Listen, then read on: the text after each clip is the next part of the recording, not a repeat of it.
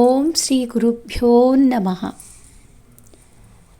సరే, దేవాలయంలో ఆ అనుభూతి మరలా ఒక్కసారి అనుభవించి వినటానికి ప్రయత్నం చేద్దాం. దేవాలయంలో పూజారికి అక్కడ పూజ పూర్తయింది. బయటికి వెళుతూ ఆ మసక చీకటిలో వెంకటరామనుని చూశాడు. ఎవరయ్యా అక్కడ అని కేక పెట్టాడు. వెంకట్రామన్ లేచి పూజారి దగ్గరకు వచ్చి కాస్త ప్రసాదం పెట్టండి అన్నాడు. తమకి ఇక్కడ విందు చేయడానికి రాలేదు మేము అన్నాడు ఆ కఠినాత్ముడు వెటకారంగా. పోనీ ఆ రాత్రికి అక్కడ ఉండడానికైనా అనుమతించమన్నాడు వెంకట్రామన్. లాభం లేదు, పొమ్మన్నాడు. ఇదంతా చూచిన దేవాలయ పరిచారకులు ఇక్కడికొక మైలు దూరంలో విరాటేశ్వర ఆలయం ఉంది, అక్కడ మీకు ప్రసాదం దొరకచ్చు, మాతో రండి అని పిలుచుకెళ్ళారు. వాళ్ళతో బయలుదేరి వెళ్ళాడు అక్కడికి. అప్పుడు అక్కడ పూజ జరుగుతూ ఉంది. ఈలోపుగా వెంకట్రామన్ ధ్యానంలో పడ్డాడు. పూజ అయిన తర్వాత పూజారి వచ్చి లేవగొట్టాడు. కానీ ప్రసాదం మాత్రం పాపం పెట్టనే లేదు. అక్కడ వాద్యాలు అవి మోగిస్తుంటారు కదా, అక్కడ వాళ్ళల్లో వెంకట్రామన్ చర్య ఒకతను గమనించాడు. జాలిపడి తన భాగం ఆ కుర్రవాడికి పెట్టమని ప్రాధేయపడ్డాడు. అందుకు ఒప్పుకొని అలాగ పెట్టాడు పూజారి. వెంకట్రామన్ ఆ ప్రసాదాన్ని తీసుకొని మంచినీళ్ళు ఎక్కడ దొరుకుతాయి అని అడిగాడు. అప్పుడు ఆ పరిచారకులు వెంకట్రామన్ని బ్రాహ్మణ వీధిలో ఒక శాస్త్రి గారింటికి తీసుకెళ్లారు. ఆ ఇంటి వారు మంచినీళ్లు తెచ్చిచ్చే లోపుగానే వెంకట్రామన్ శోష వచ్చి కళ్ళు తిరిగి పడిపోయాడు. స్మృతి వచ్చి చూసేసరికి ఆకులోని ప్రసాదం కొంత చెల్లా చెదరై ఉంది. జనం తన చుట్టూ మోగి ఉన్నారు. ఆకులో మిగిలి ఉన్న ప్రసాదాన్ని అరగించి ఆ రాత్రి ఆ వీధిలోనే ఒక ఇసుక తిన్నె మీద పడుకొని నిద్రపోయాడు. ఇల్లు విడిచిపెట్టిన తరువాత అది 2వ రాత్రి.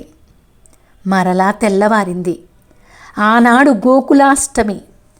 ఆ బ్రాహ్మణ వీధిలోనే పోతూ ఒక ఇంటి ముందు ఆగి అన్నం పెట్టమని అడిగాడు. ఆ గృహ యజమాని పేరు ముత్తుకృష్ణ భాగవతార్. ఆయన తన చెల్లెలు నదికి స్నానానికి వెళ్ళిందని, ఆమె వచ్చేదాకా ఆగమని చెప్పాడు. అంతలో ఆమె రానే వచ్చింది. వెంకట్రామన్ని చూసింది. ముఖం వాడిపోయి ఉంది. అయినా ఆ గోకులాష్టమి నాడు ఆ గోపాల బాలుడే ఆ రూపంతో వచ్చినట్టుగా ఆమెకు తోచింది. వెంటనే వంట మొదలుపెట్టింది. కానీ వంట అయ్యే వరకు తాళగల స్థితిలో లేనట్టు కనపడ్డాడు బాలుడు. చెద్దన్నం ఉన్నట్టు గుర్తొచ్చింది.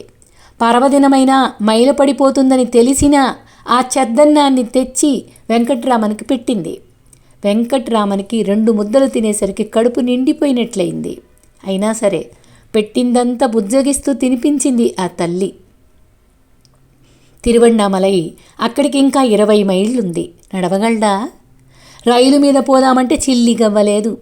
అంతలోనే గుర్తొచ్చింది వెంకట్రామన్కి తన చెవులకు కెంపుల దిద్దులున్నాయని. గుర్తొచ్చి రాగానే వాటిని అమ్మచ్చు కదా. అమ్మాలని ఎవరిని అడగాలి? కొంతసేపు తనలోని తర్జన భర్జన పడ్డాడు. చివరకు ఆ గృహ యజమాని ముత్తుకృష్ణ భాగవతార్నే అడిగి 4 రూపాయలు పుచ్చుకున్నాడు. తన దిద్దులు తాకట్టు పెట్టి ప్రయాణంలో పెట్టే పోయింది. అరుణాచల యాత్ర పూర్తి చేసుకుని ఇంటికి వెళ్ళిన తర్వాత డబ్బు పంపించేస్తాను అన్నాడు. భాగవతార్ అడిగిన దానికి సమాధానంగా అలా చెప్పాడు. తన దేవురని చెప్పాడో, మధుర అని కానీ తిరుచులి అని కానీ చెప్పి ఉండడు. అలాగే చెప్పి ఉంటే 4 రూపాయలు ఎట్లా సరిపోతాయి అని అడుగుతాడు కదా భాగవతారు. ఆటపాటల్లో కానీ వేళాకోళానికి కానీ అబద్ధమాడని వెంకట్రామన్కి ఇప్పుడు అబద్ధమాడక తప్పలేదు. నిజం చెప్పి తన తండ్రి వద్దకు వెళుతున్న ప్రయాణానికి ఆటంకాలు కల్పించుకునేదానికంటే అబద్ధం చెప్పినా తన తండ్రిని చేరుకోవడమే ముఖ్యం. అదే తన మానవ జన్మ కర్తవ్యం, తన గమ్యం అని నిశ్చితంగా మనస్సులో అనుకున్నాడు కాబోలు. అలాగే చెప్పాడు. కొంతసేపు అయిన తర్వాత భాగవతార్ చెల్లెలు పిలిచి ఇద్దరికీ పిండి వంటలతో సహా భోజనం పెట్టింది. అంతేకాకుండా రాత్రి కూడా తినమని కొంత పలహారాన్ని పొట్లం కట్టించింది. వెంకట్రామన్కి. వాళ్ళ దగ్గర సెలవు తీసుకొని బయలుదేరి స్టేషన్కి వెళ్ళాడు. తెల్లవారుజామున కానీ బండి లేదన్నారు. ఆ రాత్రికి స్టేషన్లో పడుకొని నిద్రపోయాడు. ఆ రోజు 1896 సంవత్సరం సెప్టెంబర్ నెల 1వ తారీఖు. ఇంకా బాగా తెల్లారలేదు. వెంకట్రామన్ టికెట్ కొనుక్కొని బండి రాగానే ఎక్కి కూర్చున్నాడు. రైలు కదిలింది. వడివడిగా పోతోంది. తిరువణ్ణామలై అంతకంతకు బాగా దగ్గరవుతోంది. తలుచుకుంటూ ఉన్నాడు. తండ్రి అరుణాచలుని దర్శనం చేసుకునే క్షణాలు సమీపిస్తూ ఉన్నాయి. వెంకట్రామన్ ఆనంద బాష్పాలు రాలుస్తున్నాడు. తన తండ్రిని ఏనాడు చూచాడో గుర్తులేదు. ఇప్పుడు ఆయన అరుణాచలంలో ఉన్నాడని తెలిసింది. పైగా తనని అక్కడికి రమ్మని పిలిచాడు. వెళుతున్నాడు. తండ్రిని చూస్తాడు. వెంకట్రామన్ పొందుతున్న అనుభూతి వర్ణనాతీతమే. అదిగో అరుణాచల శిఖరం, అదిగో అరుణాచల పర్వతం, అదిగో అరుణాచలేశ్వర గోపుర శిఖరాలు, అదిగో ఆలయం, నా తండ్రి ఇల్లు అదిగో. వెంకట్రామన్ ఉద్వేగం పరాకాష్ఠనందుకుంది. బండి స్టేషన్లో ఆగిందో లేదో ఒక్క ఉరికి పరుగు తీశాడు దేవాలయానికి. గర్భగుడి తలుపుతో సహా తలుపులన్నీ బార్లా తీసి ఉన్నాయి. ఒక్క మానవ మాతృడు లేడు ఆలయంలో. ఉదయం 8 గంటలకు కానీ తెరవని గుడి తలుపులు ఆ వేళ తెల్లారేసరికి ఎందుకు తెరిచి ఉన్నాయి? భక్తులతో సతతం కిటకిటలాడే దేవాలయం ఇప్పుడు నిర్జనంగా ఉండడానికి కారణం ఏంటి? కుమారుడు ఎంత ఆత్రంగా వస్తున్నాడో తండ్రి కూడా అంతకంటే ఆత్రంగా పుత్ర దృఢ పరిష్వంగనాసక్తుడై నిరీక్షిస్తున్నాడన్న మాటే కదా.